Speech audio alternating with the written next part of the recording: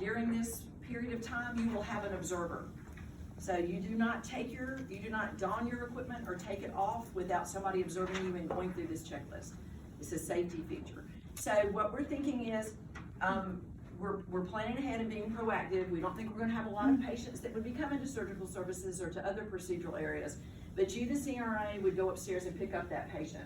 So outside of that room is, if they're on the highest level, is going to be a cart with the equipment on it that you would need, except for probably your face shield. So whatever face shield you normally take or use, you would need to bring it with you, okay? So you'll go upstairs and there's gonna be an observer outside that room, and the observer is going to go through these instructions with you. If you get called to a code or you have an emergency situation that you're responding to for one of these patients, you are to guard first. You do not go into that room without being guarded. That's what we're sharing with everybody, okay? All right, so I'm gonna ask Elena, because she's gonna be my observer as I'm getting dressed this morning, to read these instructions to me to help me to go through it. And perform hand hygiene.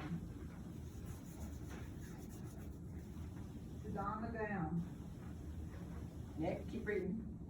Fully covering torso from neck to knees, arms to end of wrist.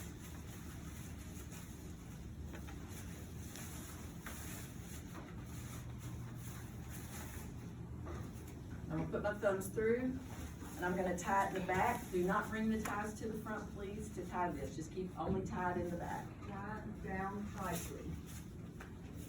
Gown should cover up the neck and cover shoulders. May use tape to secure in the back. Okay, so upstairs on the cart, if this is loose like this, my observer is gonna go, oh, this is too loose, and they're gonna get behind me, and they're gonna tape it like this. They're gonna secure it and put, there's what they're calling is painter's tape upstairs in the box, and they're gonna tape that, so it wouldn't be too loose. Don masking and respirator. Okay. Separate both hands, pull bottom band around back of neck, of head, under the ears.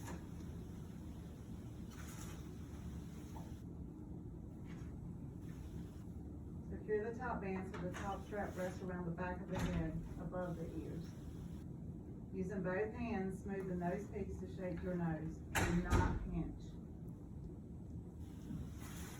Breathe in so the mask tightly collapses and breathe out to ensure mask is sealed tightly. Veil around the mask for leaking air. Don goggles or face shield. Place over face and eyes and adjust to fit. Wear shield if you wear glasses. Don your gloves. Extend cuffs so it extends over wrist of gown, thumbs through the loops. No double gloving needed. If gloves become dirty in room, remove, perform hand hygiene, and put on clean gloves.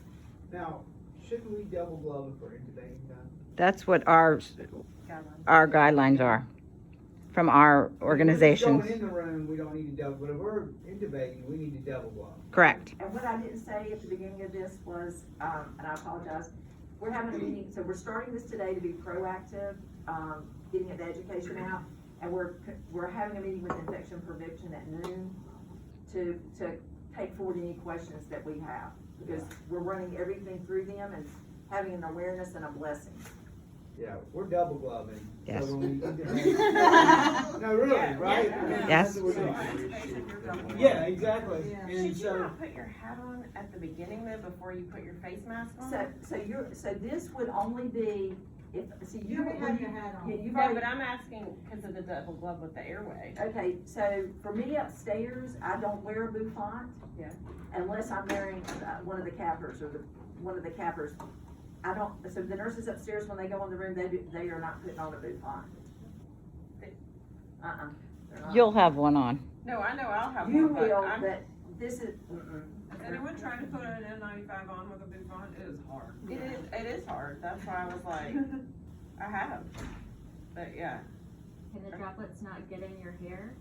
so, we've got the Just spread out. I will take the question forward to IP, they're the ones who, and I'm not trying to, I'm But yeah, just. regular droplet precautions, no. No.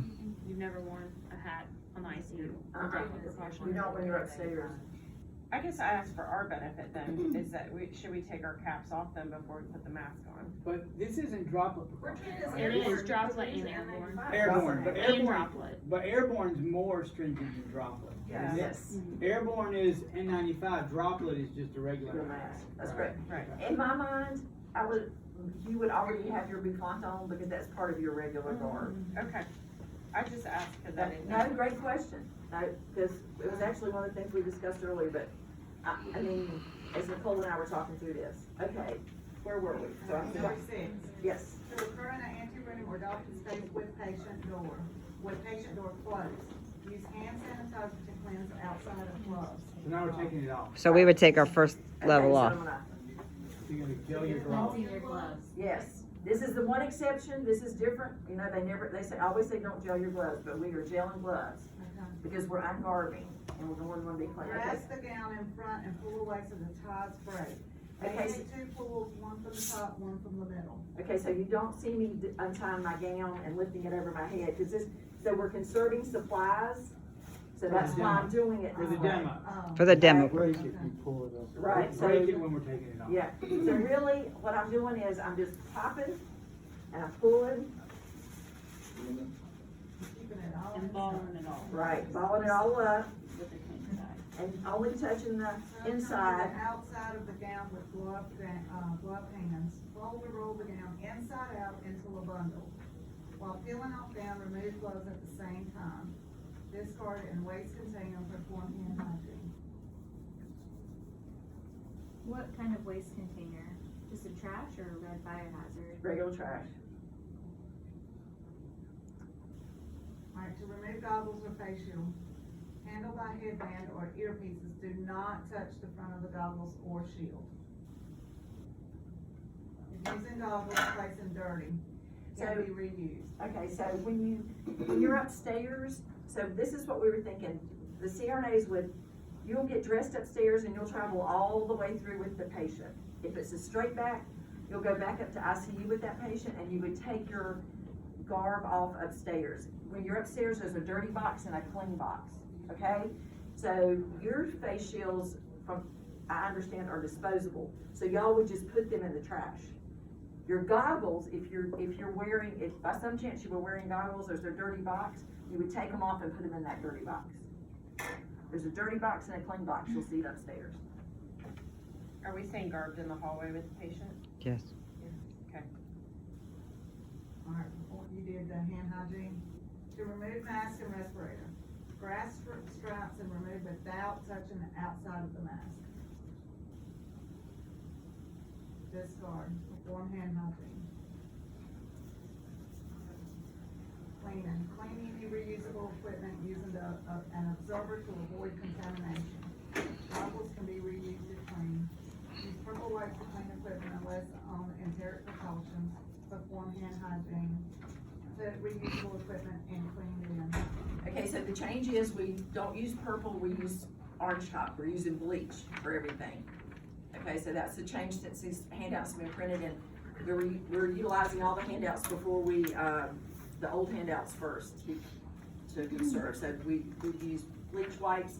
If for some reason you had to wipe something down, so like if you had used goggles and you're putting them in the dirty box, then what you would do is you would do hand hygiene, you would put on a pair of gloves, you would take out 2 clean bleach wipes, you would pick up your glasses, holding the bleach wipe in one hand like this, and then you're gonna wipe down, and then you're gonna switch over and finish wiping.